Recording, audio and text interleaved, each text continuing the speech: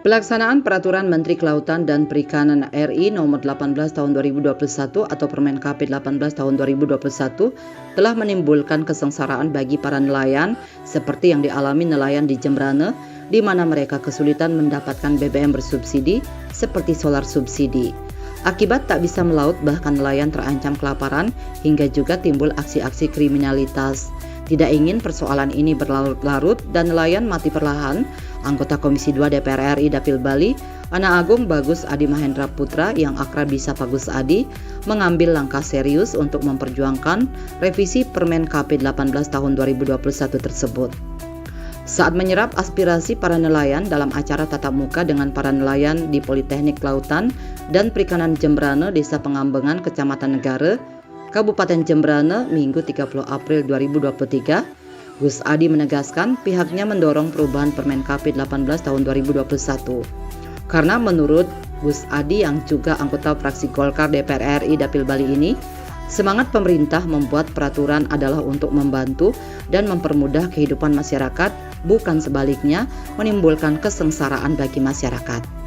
Permen KP 18 tahun 2021 dinilai sangat memberatkan nelayan mengingat adanya klausul ukuran kumulatif pada kapal yang menggunakan API pukat cincin pelagis kecil dengan 2 kapal hybrid pada peraturan tersebut.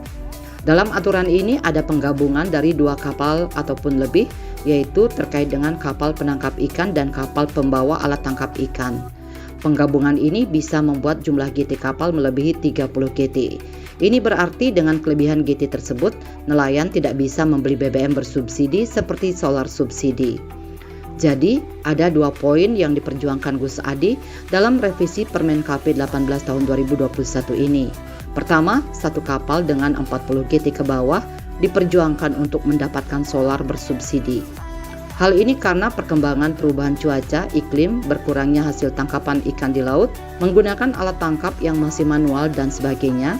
Ada tuntutan situasi nelayan, akhirnya mengubah ukuran kapalnya dan besaran GT kapalnya dari awalnya 10 GT menjadi di atas 30 GT. Kedua, dalam prakteknya ketika nelayan melaut, ketika menggunakan 2 kapal berbeda, yakni kapal penangkap ikan dan kapal pengangkut alat tangkap ikan, jangan dikumulatifkan, harus dihitung masing-masing sebagai 1 kapal berbeda sehingga nelayan tetap bisa membeli solar bersubsidi. Saya sangat kaget sekali melihat penderitaan masyarakat kita di Kabupaten Jembrane ini. Ternyata permasalahan nelayan ini sudah berawal, sudah timbul dari tahun 2017, yaitu melalui dengan adanya Permen KP terkait dengan moratorium kapal. Jadi ada aspirasi, ada suatu syarat yang memberatkan masyarakat, di mana ada perubahan istilah yang ada di dalam SIUP dan moratorium kapal itu. Nah, itu yang pertama. Ya, dengan adanya pertemuan ini sudah ada jalan keluar. Yang kedua, terkait dengan penangkapan ikan, ternyata dengan Permen KP nomor 18 tahun 2021, nah ini ternyata memberatkan dan menimbulkan kesengsaraan yang luar biasa. Bahkan ada berdampak kepada meningkatnya kejahatan di lingkungan nelayan. Ada sampai orang sedang menanak, nasinya hilang, sudah itu sekarang timahnya hilang, sudah itu menjual perangkat-perangkat bahkan ke alat-alatnya sehari-hari untuk dia beli makan. Karena apa? Karena dia tidak bisa berlayar dikarenakan karena mahalnya BBM. Tidak dapatnya mereka membeli BBM subsidi. Nah ini, dari permasalahan tersebut, apa sih yang menyebabkan? Nah ternyata ada 2 hal. Yaitu yang pertama adalah BBM, batasan BBM subsidi itu hanya didapat oleh kapal yang di bawah 30 GT.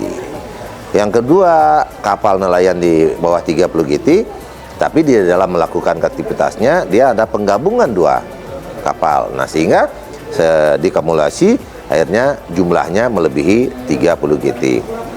Dengan melebihi 30 GT berarti dia tidak dapat membeli minyak bersubsidi. Nah ini jadi dalam kondisi tersebut, dalam perjalanannya waktu, sebenarnya dulu nelayan-nelayan kita ini di bawah 30 JT, mulai dari 10 JT. Namun karena perkembangan dan perubahan cuaca, iklim dan sebagainya, termasuk di mempergunakan alat tangkap yang masih manual, nah ini akhirnya tuntutan situasi masyarakat kita akhirnya merubah ukuran kapalnya, merubah besaran GT-nya dari 10 menjadi di atas 30 GT. Nah ini juga akan berdampak kepada tidak terdapatnya pengadaan atau tidak bisa dilaksanakannya pengadaan BBM bersubsidi bagi nelayan tersebut. Nah oleh sebab itu, karena situasi ini perlu bagi saya, perlu bagi kita memberikan masukan kepada pemerintah pusat, perlu perubahan Permen KP terkait dengan pemberian minyak subsidi itu harus di bawah 40 GT. Nah inilah yang harus kita perjuangkan terkait dengan nelayan-nelayan yang pekerjaannya mengambil ikan lemuru atau ikan kucing. Nah jadi dari besarnya GT dari 40 GT ke bawah, nah itu kita perjuangkan agar mendapat minyak subsidi, dan juga di dalam prakteknya berlayar jangan kapal ini jangan dikumulatifkan. Nah ini jadi jangan digabung.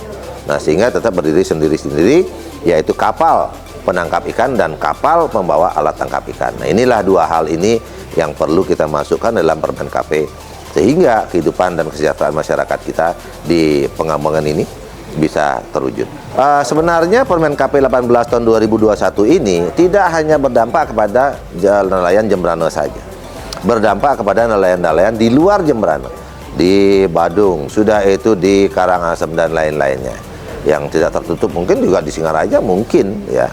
Nah ini menjadi yang pasti Permen KP 18 tahun 2021 tidak berpihak kepada kehidupan nelayan kita, yang dimana kita berkeinginan adalah meningkatnya kesejahteraan masyarakat dari peraturan yang kita hasilkan. Itulah semangat kita menghasilkan suatu peraturan, bukan sebaliknya peraturan itu membuat masyarakatnya susah.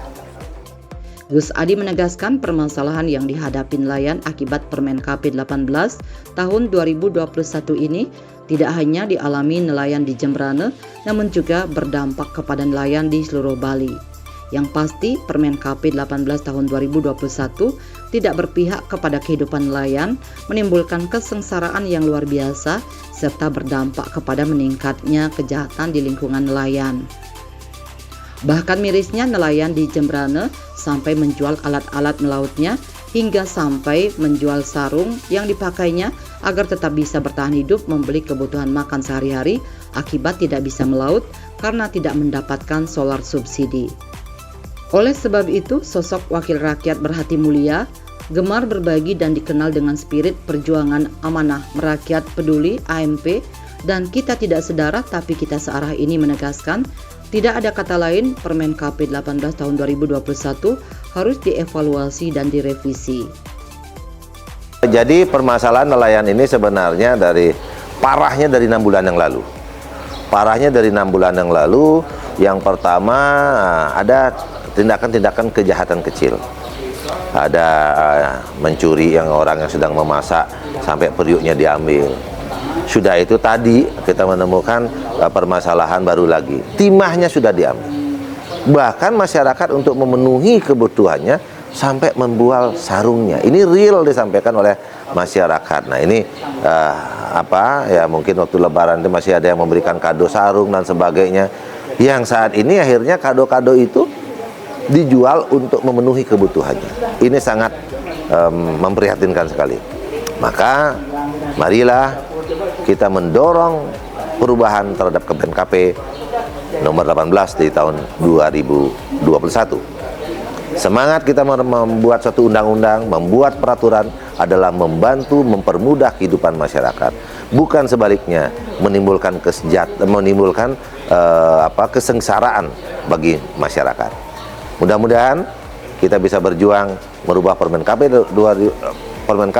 nomor 18 di tahun 2021 untuk kesejahteraan nelayan kita. Terima kasih. Komitmen dan keseriusan Gus Adi untuk memperjuangkan revisi Permen KP 18 tahun 2021 disambut antusias para nelayan yang mengaku kondisi mereka benar-benar sulit memprihatinkan dengan aturan tersebut. Mudah-mudahan ini bisa dikendalikan semua supaya nelayan ini tidak resah, bisa bekerja dengan baik. Itu harapannya. Terima kasih Pak. Assalamualaikum warahmatullahi wabarakatuh. Sementara itu, Ketua Himpunan Nelayan Seluruh Indonesia HNSI Kabupaten Jembrana, Made Widanayase berharap ada diskresi sebelum Permen KP ini direvisi karena sembari permen tersebut ditinjau ulang lewat diskresi itu, nelayan bisa tetap melaut dengan membeli BBM bersubsidi. Jadi dengan diberlakukannya Permen KP 18 2021 ini sebenarnya kan sangat merugikan nelayan. Yang artinya apa? Jadi yang paling poin sebenarnya di sana adalah kumulatif itu. Jadi penggabungan GT kapal itu yang tadinya kapal 2 menjadi 1 ini yang sangat meresahkan dan nelayan menjadi karena apa gitu. Jadi dengan perubahan ini GT ini nanti akan tidak bisa nelayan menangkap ikan di jalur 2 di Selat Bali katakan. Nah, otomatis mereka akan menangkap ikan di luar. Nah, ini sudah tidak mungkin karena desain kapal juga tidak memungkinkan untuk bisa menangkap ikan di jalur 3 atau di luar Selat Bali lah. Nah, kedua, gitu. Jadi persoalan di samping karena GT kapal itu di atas 30, tentu tidak akan mendapatkan solar bersubsidi, BBM bersubsidi. Nah, ini yang paling krusial sebenarnya gitu.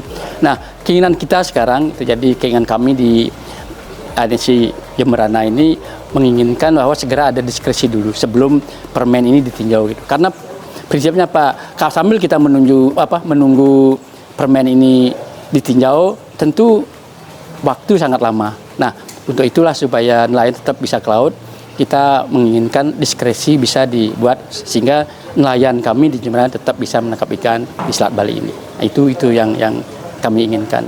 Diskresi artinya nelayan boleh mendapatkan atau membeli BBM bersubsidi sebelum dokumen-dokumen kapal itu selesai dibuat atau Permen KP 2021 ini sebelum direvisi, jadi nelayan sudah bisa mendapatkan BBM bersubsidi dengan diskresi itu. Jadi apakah itu kebijakan dari provinsi atau kebijakan kabupaten, ini yang benar kita harapkan gitu. Sehingga nelayan tidak ada lagi nelayan tidak bisa melaut gitu. Jadi tetap BBM bersubsidi tersedia untuk nelayan kami di Jembrana gitu. Melihat realita kesulitan dan mendengar keluhan dan aspirasi para nelayan, Kepala Dinas Kelautan dan Perikanan Provinsi Bali, Putu Sumardiana menyatakan pihaknya akan membuat surat ke pusat untuk menyampaikan usulan merevisi Permen KP 18 tahun 2021. Selain itu, juga akan mendorong lahirnya rekomendasi soal buku kapal dan SIUP terkait perubahan nomenklatur alat tangkap ikan. Pertama terkait dengan segera revisi ya Permen 18 2021, kemudian sambil kita mempush itu kita akan membuat langkah-langkah pertama yang menjadi mendesak bagaimana di sini rekomendasi segera terbit BBM oleh Dinas Perikanan. Tentunya kami akan ada dua hal, pertama buku kapal, kemudian SIUP, kan itu aja. Nah, terkait dengan selama ini permasalahan SIUP karena yang menerbitkan adalah PTSP, nah kami akan segera berkoordinasi terkait dengan perubahan nomenklatur alat tangkap segitu.